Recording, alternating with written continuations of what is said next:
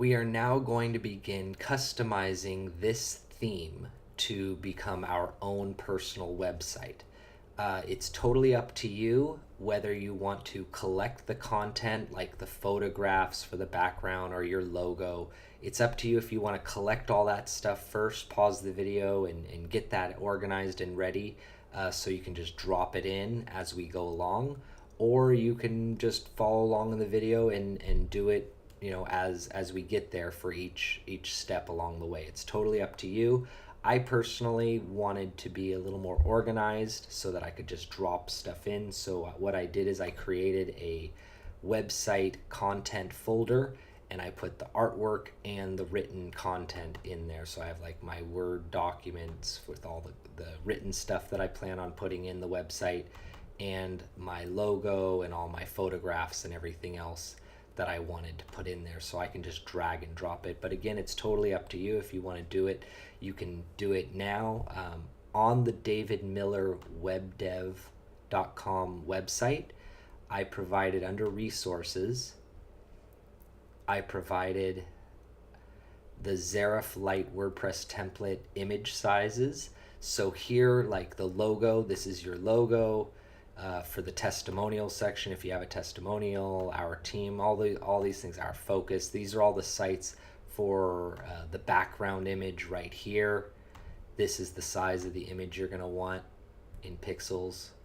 Okay, so I provide that on the davidmillerwebdev.com website under resources. And I additionally have this link to a wonderful website. It's called Unsplash.com. A friend of mine showed me this a few months ago, and I absolutely love it. What it is it's just this free website, and the photos are completely free to use. They're license and royalty free, so if you go through it, you can just look at like the new stuff, and they just have beautiful photos for you to use. And you can do, like, for instance, I typed in computer and I scrolled along and I found this picture, and it's really easy. You just hit download and it downloads.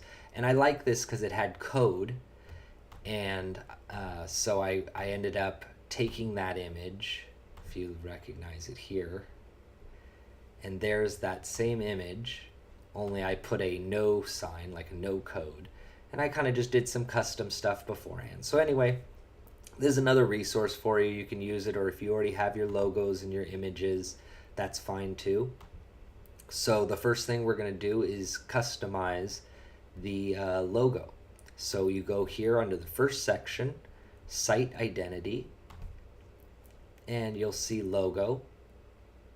And you go ahead and hit Select Image, and it'll take you to this download media file. So I'm going to go ahead and hit select files, and we're going to go to, let's see, website content, artwork, site identity logo, and there it is. And we're going to upload the logo. So once it's uploaded, it has a check. If it's wrong and you don't like it, you can always delete it or edit it. But for us, we're going to put it in. I'm going to hit choose image, and there it is. So now we have the logo.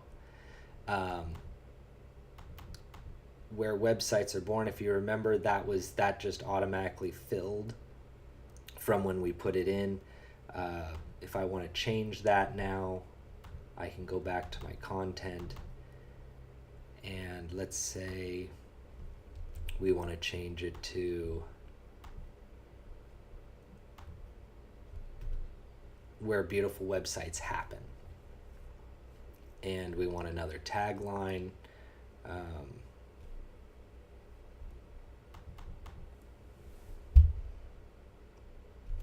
Build your own website in 2 hours or less, something like that, whatever. And that's just a tagline. So now we have all that. Every once in a while, it's a good idea to hit this save and publish button. And so now we can we can hit this and that will update the whole site. So let's go ahead and do that now just to see what it looks like. So we hit save. Okay, and now we're going to want to go ahead. Now this site icon, if you look along the top, see how it says the little logo for Lyft, the little logo for PayPal, or mine has the DM. That's what's known as a favicon. And it's not important to do right now, but if you want to do it, it's kind of nice. It makes it look very professional and custom. So you can go ahead, it's 512 pixels wide and 512 pixels tall. And again, we can go ahead and select, go to upload file. This is what's already in your media library. This is if you want to select more. And right here, I already have it built, my favicon. Downloaded the favicon, and I'll hit select here again.